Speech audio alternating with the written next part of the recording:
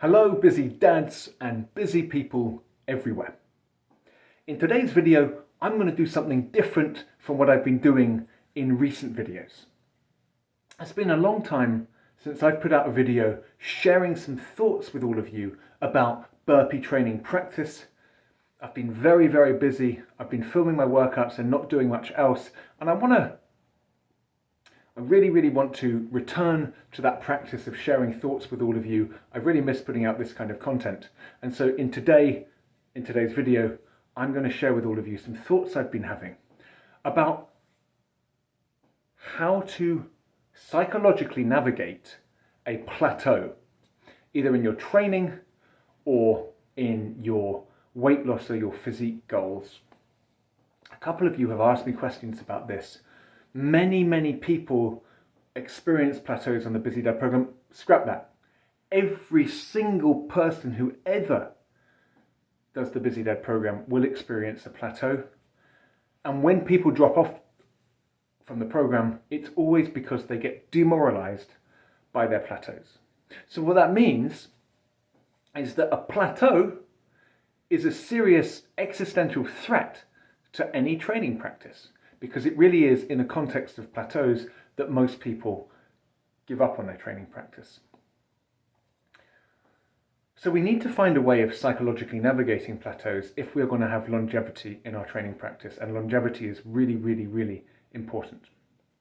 So in this video, I'm not going to talk to you about specific strategies, training strategies, dieting strategies that you can use as practical steps towards breaking through a plateau.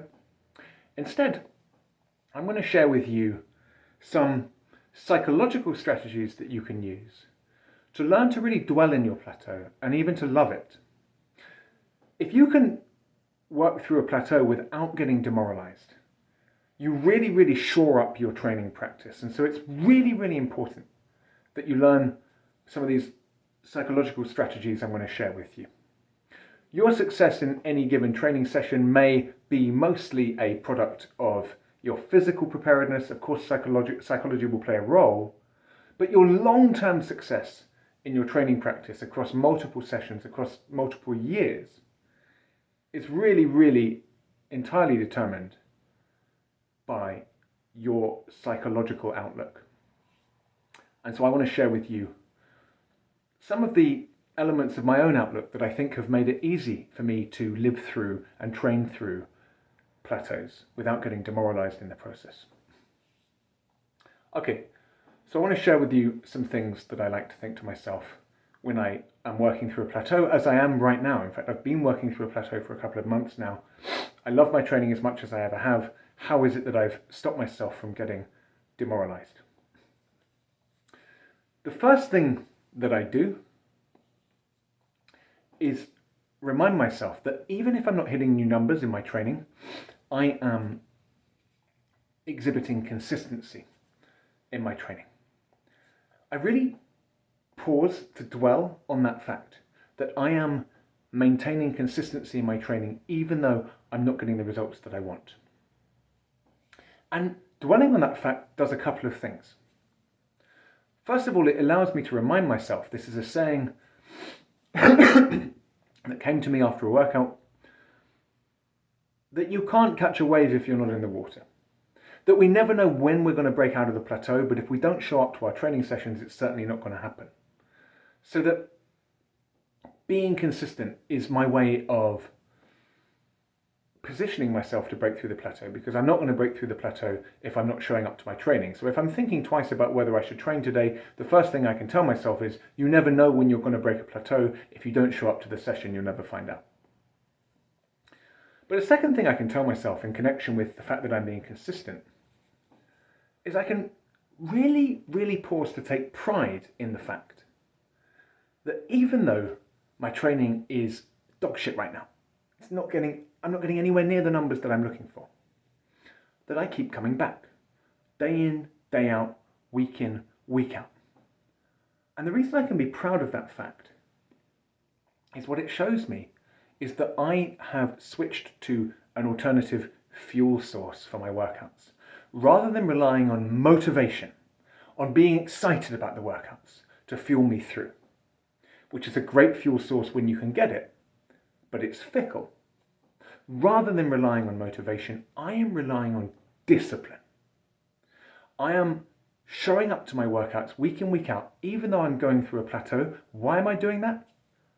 Because I'm disciplined. Because I subordinate my inclinations and my feelings to the necessities that I have recognized in the way I've designed my life. There's a tremendous self-respect that you can build if you build discipline, and if you pause to dwell on the fact that you have subordinated inclination to necessity, that you are exercising your agency through your disciplined practice, pausing to take pride in the fact that you are a disciplined burpee practitioner, even in the context of not getting what you want, not getting the kinds of training highs that will motivate you to keep coming back, but coming back nonetheless. That's really, really powerful. Now, if you can pause to really reflect on that fact, on the fact that you get the training session done whether you like it or not, whether it's fun or not, whether it's satisfying or not, whether you break a personal record or just hit back against the same PR, okay, you can really, really have a feeling of agency, of freedom that is quite priceless. And here's another thing I like to think to myself. When I'm working through a plateau, I like to think that at some deep level, in every session, when I show up and I do the right thing, I am summoning a spirit. The spirit's not here yet, but it's building, it's growing, it's getting closer every day. And when the spirit arrives, and when I can be consumed by that spirit, I will obliterate the boundaries that have been holding me back. I will smash through old limitations. I will transform myself and evolve. And with every passing day, when I show up, I am summoning that spirit. And I must be patient, because it won't arrive until it's ready, but it's coming to me.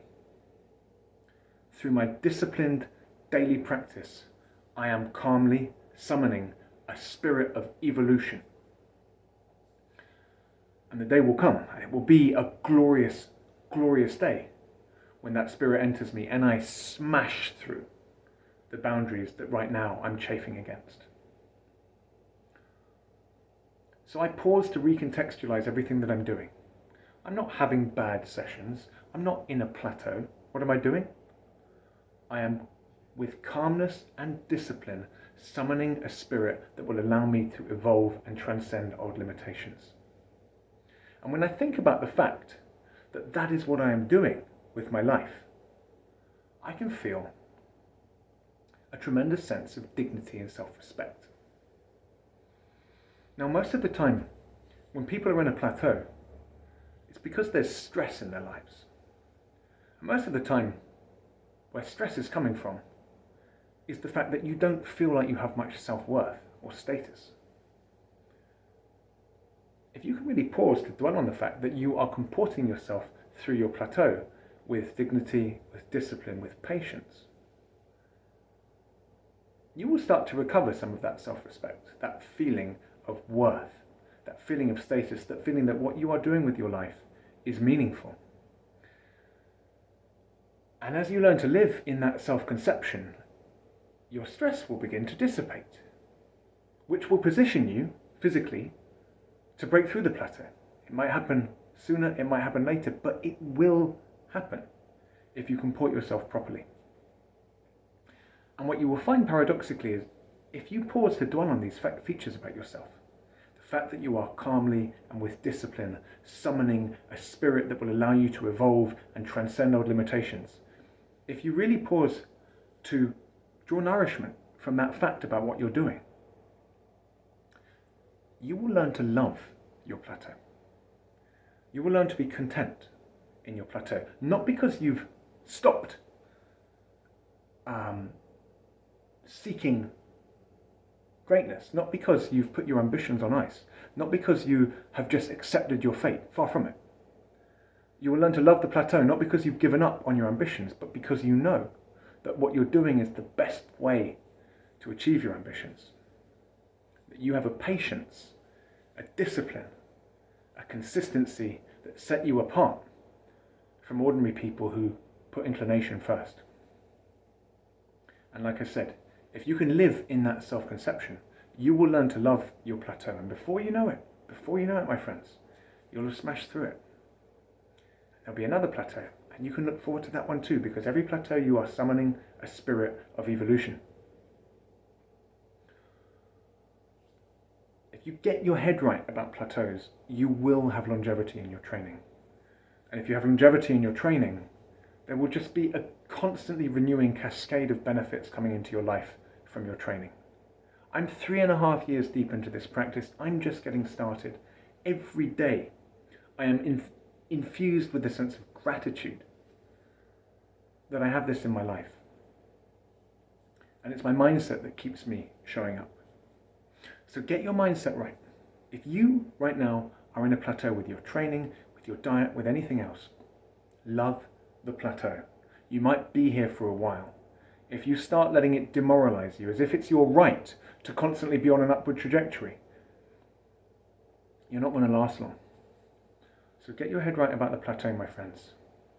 And then you can start to really, truly become a burpee practitioner. So that's my thought for today. I'm going to be sharing some more thoughts about the kind of psychological texture of this journey of training, but I hope that some of the thoughts that I just put out there today will help those of you who, like me, are right now butting your heads up against some training limitations and a bit of a plateau. I hope that helps, my friends. I'll see you all again next week.